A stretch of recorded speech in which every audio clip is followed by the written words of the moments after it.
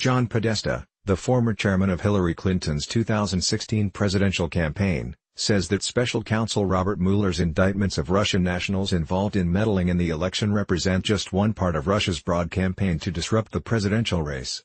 This was one part of a complex, active interference effort.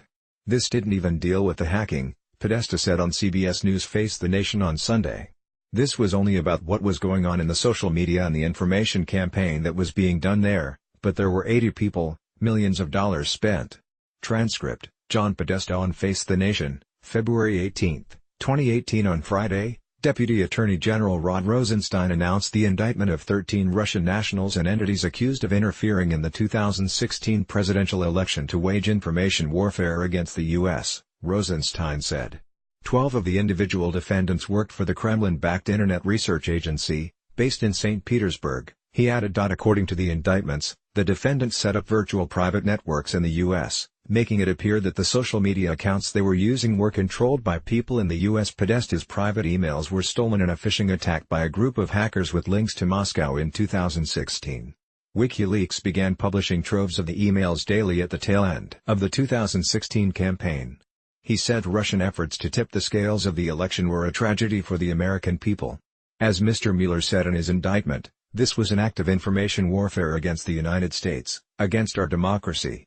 So I think it's, obviously, disappointing to those of us who were on the receiving end of these Russian active measures, but I think the real victims here are the American people because there was direct interference with our democratic institutions, said Podesta.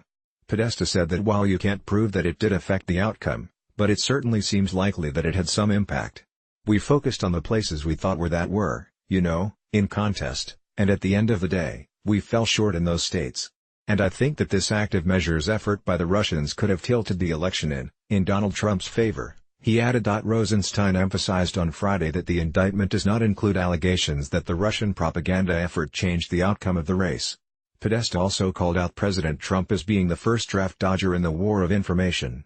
He has done nothing but tried to undermine the Mueller investigation. He hasn't implemented the sanctions that was passed by the Congress and that he signed in reaction to the activities in the 2016 election. We learned this week, he's ordered no effort to try to get the intelligence community to get together to try to prevent further activities in the 2018 election, said Podesta.